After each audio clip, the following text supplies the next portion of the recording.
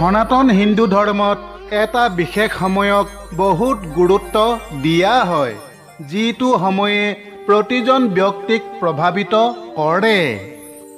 বিশ্বাস কৰা হয় যে এই বিশেষ সময়ত সকলো মানুহে বহুত লাভান্বিত হয়। সেইবাবেই প্ৰতিজন মানুহেই এই সময়ৰ সুবিধা ল'ব বিচাৰে। হিন্দু ধৰ্মত বিস্তৃতভাৱে চৰ্চিত এই বিশেষ সময়টো হ'ল ব্ৰহ্ম মুহূৰ্ত। আজি আমি এই ব্ৰহ্ম মুহূৰ্তৰ বিষয়ে কিছু কথা ক'বলৈ লৈছোঁ।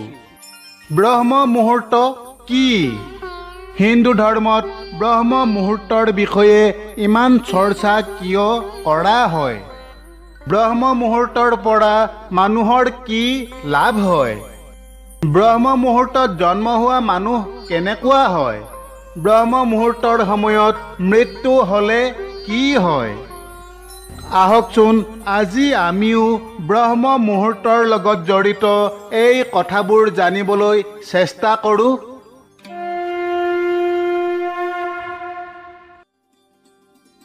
সনাতন হিন্দু ধৰ্মত ব্ৰহ্ম মুহূৰ্তৰ বিশেষ তাৎপৰ্য আছে। কোৱা হয় যে ব্ৰহ্ম মুহূৰ্তত শুই উঠা মানুহে সৌন্দৰ্য, শক্তি, জ্ঞান, বুদ্ধি আৰু স্বাস্থ্য লাভ কৰে। সেইবাবেই প্ৰাচীন কালৰে পৰা ঋষি মুনি, তপস্বী আৰু সাধকসকলে এই ব্ৰহ্ম মুহূৰ্ত সময়ৰ সুবিধা ল'ব বিচাৰে। ব্ৰহ্ম মুহূৰ্ত শব্দত ব্ৰহ্ম মানে ঈশ্বৰ আৰু মুহূৰ্তৰ অৰ্থ সময়। সেয়েহে ব্ৰহ্ম মুহূৰ্তৰ অৰ্থ হৈছে ঈশ্বৰৰ সময়। এই সময়ত প্ৰাকৃতিক পৰিৱেশ অনুকূল হয়। সূৰ্য উদয়ৰ ওপৰত নিৰ্ভৰ কৰি ব্ৰহ্ম মুহূৰ্তৰ সময় সলনি হয়। ব্ৰহ্ম মুহূৰ্ত হৈছে সূৰ্য উদয়ৰ 1.5 ঘণ্টা আগৰ সময়, যিটো ৰাতিপুৱা 4 পৰা 5:30 বজাৰ ভিতৰত। ইয়াক ব্ৰহ্ম মুহূৰ্ত বুলি এইবাবেই কোৱা হয় যে এই সময়ত বিশ্ব ব্ৰহ্মাণ্ডত অধিক সকাৰাত্মক শক্তি সঞ্চাৰিত হয় আৰু শৰীৰলৈ নতুন শক্তি আহে। ব্ৰহ্ম মুহূৰ্তৰ সময়ত স্নান আৰু পূজা কৰা শুভ বুলি গণ্য কৰা হয়। এই সময়ত ধ্যান আৰু যোগাসন কৰিলে মানুহে মানসিক শান্তি লাভ কৰে আৰু মনৰ অৱসাদ দূৰ হয়। ব্ৰহ্ম মুহূৰ্তত ধ্যান কেন্দ্ৰিত কৰাৰ ক্ষমতা বৃদ্ধি পায়, কাৰণ এই সময়ত মানুহৰ মনৰ সকলো ধৰণৰ বাহ্যিক চিন্তা কমি যায় আৰু মন একাগ্ৰ হৈ পৰে। ব্ৰহ্ম মুহূৰ্তৰ সময়ত সকাৰাত্মক চিন্তা কৰিলে জীৱনত সফলতা লাভ কৰে। ব্ৰহ্ম মুহূৰ্তৰ বহু মহত্ব আছে। ব্ৰহ্ম মুহূৰ্তৰ সময়ত ধ্যান আৰু সাধনা কৰি মানুহে অধিক উপকাৰ লাভ কৰে, কাৰণ এই সময়ত পৰিৱেশ শান্ত আৰু নিৰ্মল হৈ থাকে। ব্ৰহ্ম মুহূৰ্তৰ সময়ত বিশ্ব ব্ৰহ্মাণ্ডত সকাৰাত্মক শক্তিৰ প্ৰৱাহ অধিক হয়, যাৰ ফলত মানুহে মানসিক আৰু শাৰীৰিকভাৱে উপকৃত হয়। ধৰ্মীয় বিশ্বাস অনুসৰি ব্ৰহ্ম মুহূৰ্তৰ সময়ত দেৱী দেৱতা আৰু পূৰ্বপুৰুষসকলৰ আমাৰ ঘৰলৈ আগমন হয়।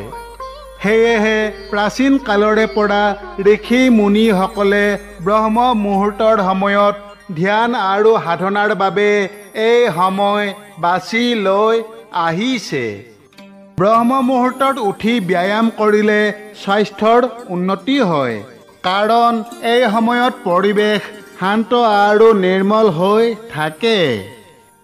প্ৰিয় বান্ধৱ, আপুনি বা আপোনাৰ সন্তান ব্ৰহ্ম মুহূৰ্তত জন্ম লৈছে নেকি? এতিয়া ব্ৰহ্ম মুহূৰ্তত জন্ম লোৱা শিশুৰ জীৱন কেনেকুৱা হয় সেই কথা জানো আহকচোন।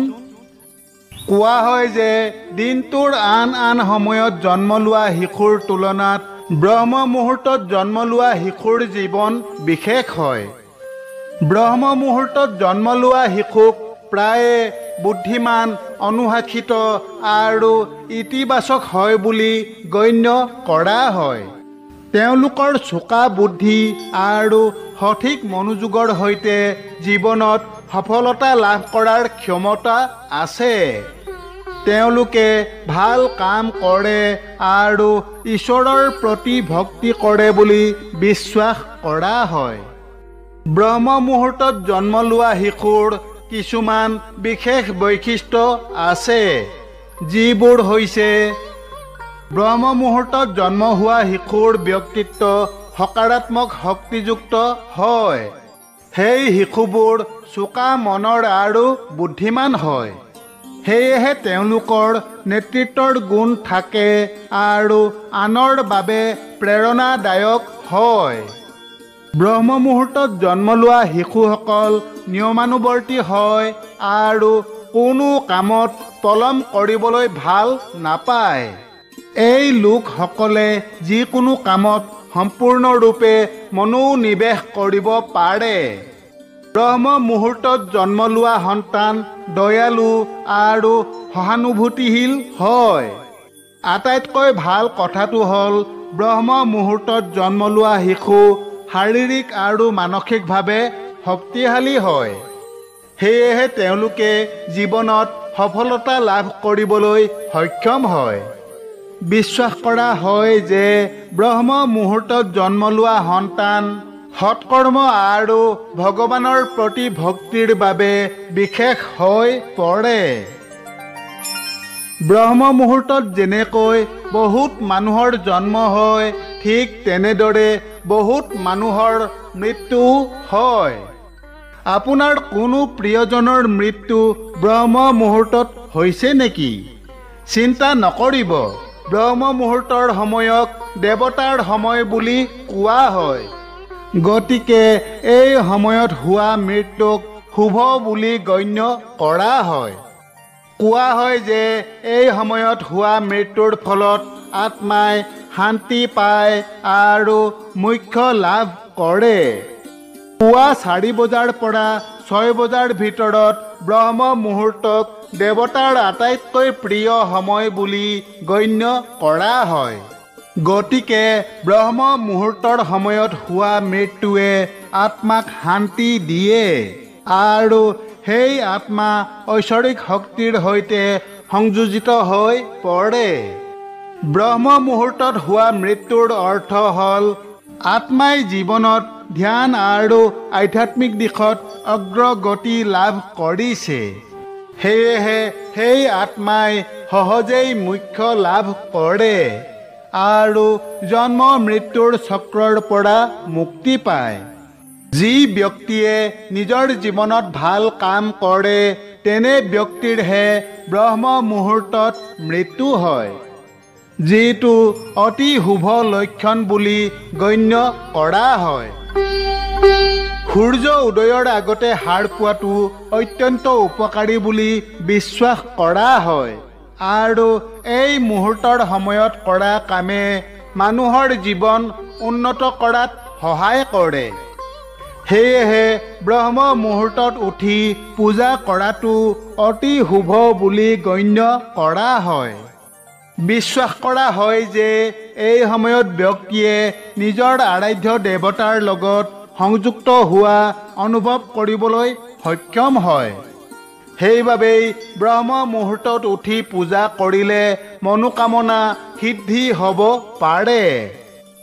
এই সময়ত সাৰ পাই ধ্যান কৰিলে মানুহৰ অন্তৰ্মন শান্ত আৰু সংযত হৈ থাকে আৰু মানসিক বিভ্ৰান্তি আৰু মনোকষ্টৰ পৰা মুক্তি পায়। আত্মবিশ্লেষণৰ বাবেও এইটো এটা ভাল সময়। কোৱা হয় যে জীৱনত সেইসকলেহে আগবাঢ়ি যায় যিয়ে নিজকে বুজি পায় আৰু নিজৰ দুৰ্বলতা আৰু ভুলবোৰ আঁতৰাবলৈ চেষ্টা কৰে। বান্ধৱসকল, আজি আপোনালোকে ব্ৰহ্ম মুহূৰ্তৰ বিষয়ে নিশ্চয় কিছু কথা জানিব পাৰিলে।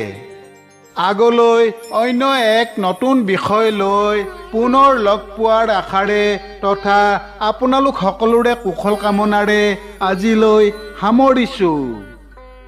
ধন্যবাদ। জয় শ্ৰীকৃষ্ণ।